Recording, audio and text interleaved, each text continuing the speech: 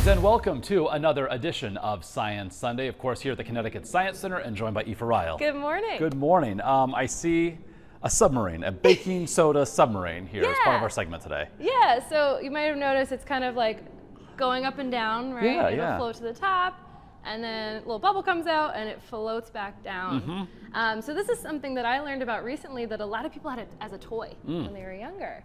And there's baking powder in there, which is what's causing it to go up and down like that. The reaction between the water, yeah. Yeah, so there's a chemical reaction going on in there right now between an acid and a base that's causing carbon dioxide, that bubble.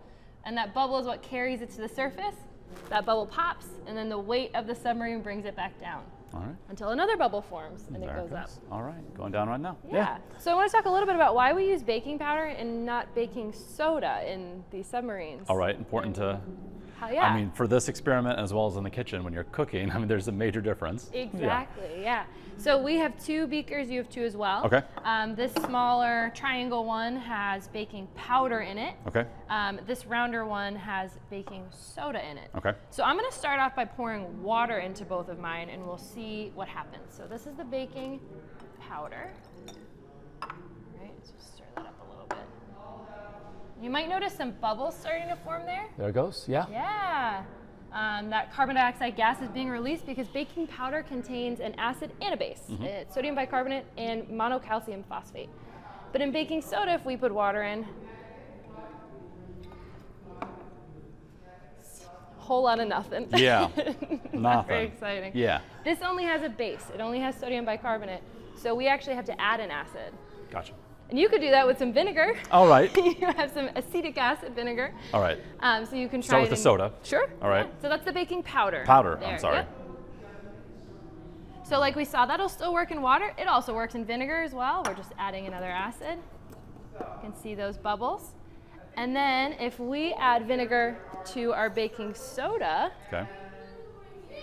we'll see a much faster reaction there. Look at that. Yeah. Right, so that vinegar already has an acid dissolved in it, so it can react much faster than these powders that have to dissolve together. So sometimes we want a slower reaction, like with our submarine or in baking, and we'll use baking powder.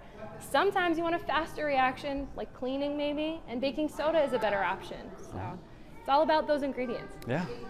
Excellent. Science is everywhere. Yeah. All right. So it's hard to believe we're at the end of the month. I know. It's already the end of June. So here at the Science Center, you got something neat coming up in the month of July on both Saturday and Sunday for every weekend in July. Yes. So every weekend in July, we have our wildlife encounter shows.